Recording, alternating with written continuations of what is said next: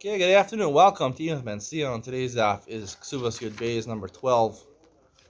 Um, Maybe the third most famous sugya in Shas, Bari V'Shema Bari Adif. After we did this morning, Ger Katan, the second most famous sugya in Shas. This is debatable as the third most famous sugya in Shas. I think Pesach Basul is maybe arguably the most famous. Ger Katan maybe the second most famous. This I don't know where it ranks, but it's a more famous, one of the more famous sugyas. The maskana of the Gemara. There's two different halachas that we're talking about here. The Gemara quotes, and you base on base, machlokas by dinim mominus, right? Someone claims that you owe me $100, right? You lent me $100, and the other person says, I'm not sure. Did I really borrow it from you? Maybe I did. Maybe not. I can't remember. So is that enough to be motzi mamon over here, right? You don't have a loan document. He's not pulling out a star signed by shtei edim that says you owe me money. He doesn't have that. He's just making a verbal claim. Now, if the other person would dispute him and say, "No, I didn't owe you money," so lo yudvar ma'olam, so there's no, it's bari v'bari, it's worthless. But here it's better because the other guy says shema. Maybe I did.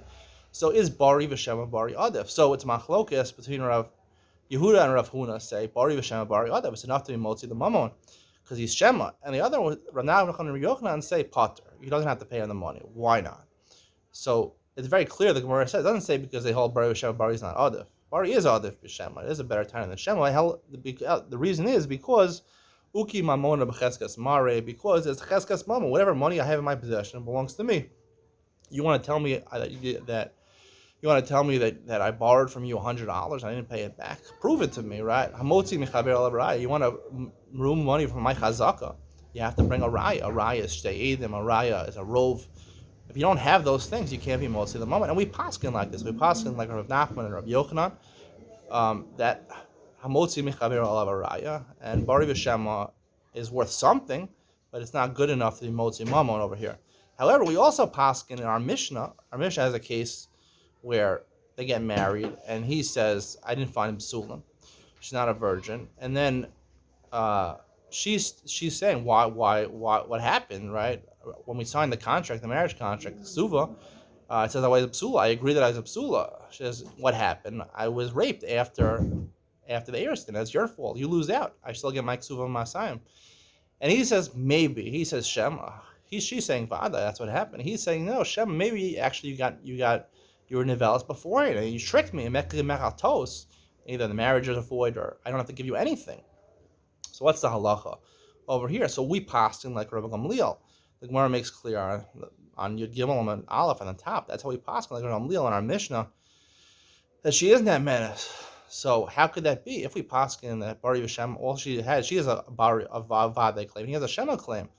So why Bari Shema, La Bari Adib? How could she be multi the Mammon over here? He's Shema. So the Gemara offers two explanations to how this is possible. Either the reason we say Rav Nachman would agree with Rav Gamliel over here is because in addition to Bari V'Shema, she also has Amigo. Amigo means there's more reason to believe what I say because I could have said a better claim. The fact I didn't say a better claim and I chose to say what I said shows there's validity to what I said. At least there's more validity than not validity to what I said. For example, over here, she could have said that mukaseitz, I was mukaseitz, in which case, if she's mukaseitz, it happened by mistake, so she wasn't raped, she'd be mutaris to a Kohen in the future, right? This guy's probably Yisrael, but if she wanted to marry a Kohen in the future, she'd rather keep that option open, but she loses that option by claiming Mishar Sani Nasa, I was raped, she can never be married to a Kohen again, she can never be married to a Kohen again. So she had a better claim. She said this. Obviously, she's telling the truth. Raglayim ladav. That's what the Gemara usually says. Migo is raglayim ladav. There's feet. There's an assumption. That's what raglayim ladav usually means. There's an assumption. We can assume she's telling the truth. Or alternatively, another way, a reason to say it over. Even if you hold it, maybe there's no migo over here. We'll have to discuss maybe in the coming down why it's not a good migo over here. But there is a different thing playing in over here. There's a cheskas haguf. Besides the fact she's bari v'shem and bari adif, there's also cheskas haguf, meaning she was born a psula. Woman is born a psula with a hymen. That's the way they're born. Some of them people don't naturally have it, but most women have it. Cheskas haguf, right? Up until when did she lose that virginity? When did she lose the hymen? So with chazaka, the mikara tells me she had it for as long as it's possible to have it. So we don't know. Did it happen? Should she lose it before the engagement or after the engagement? Cheskas tells us it happened after the engagement. We can assume. So I'd like to suggest like this that Bari v'shema bari adif is not even the level of a chazaka. Chazaka means we can assume something. Bari v'shema bari adif, I say something surely, and someone says shema. Shema means it's a doubt. It creates a doubt. And I've explained before, 75% is already past a doubt. It's already probable cause, right? Not a proof, but it's probable cause. 75%, and that's chazaka is 75%. To be motzi mamon, you need 80% proof, 40% alcohol, 80% proof, in order to be motzi mamon. Bari v'shema is less than that. Bari v'shema, at least according to Rav Nachman and Rabbi Yochanan, all it has, the validity it has is 70% to 30%. So therefore, already starting out, it's not enough. 70%. You have to add on something. So when you add on, so you can either add on a migu. Migu is raglayim ladavar. Migu is raglayim ladavar. Which basically means an assumption that we can make an assumption. So you're adding on 25%. Migu is not 100% proof, but it's 75% and 25% proof. I would say like that. Like chazaka is 75% proof. So you're adding on here another 25%. 70% plus 25% equals 95%. 95% is a pretty darn good proof, and it's for sure enough to be motzi mamon.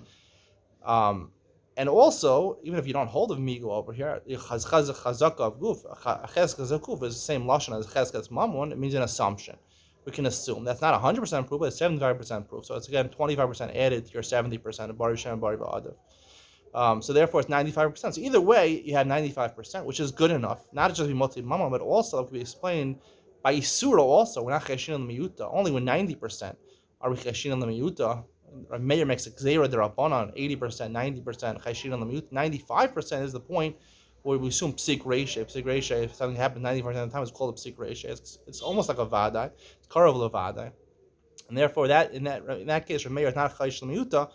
In which case, not only we said din mamon, right, which all you need is 80% to prove something, but here we have 95% proof. That would be good enough also to allow not to answer her over here, because the Rishonim may have a discussion over here at the end of the Gemara. The Gemara, fine. The Gemara says we believe her in Leo, and we believe the woman, and she's not a surah, but is she and the money she gets to keep. She gets to keep last time. What about the Isser Veheter? Right? What about the Isser? Right? Do we assume that she's Asr also? So therefore, based on these two things, either way you look at it, it's 95% proof. Not cheshin by Yisr v'heter. Rameir says make zero the Rabbana cheshin l'miyuta. Here, since we have 95% proof, not only Dinei Mamonish gets to keep him on side, but also in Isra v'heter, which could be more chamer mid Rabbana because halacha karameir b'gzerosav. Here, your Rameir is more by 95% proof. We're not cheshin l'miyuta, and that is the psak of most of the Rishonim over here. It's machlokas between the Rambam and the Rashba and the Ritva and a lot of different opinions over here. But we end up paskening, the Maggid Mishnah says, maybe the Rambam doesn't know, but the Ran, the Meiri, Rabbeinu Yonah, the Ramban, the Rashba, the Ritva, all pasken that she's muteres and she's not osir to him. So even by Yisra Heter, it's good enough proof, because 95% proof. That would be the conclusion of today's share. Even after this claim, Mr. Asani Danasti, we still believe that she's muteres to the man. Hope you enjoyed today's share. See you tomorrow.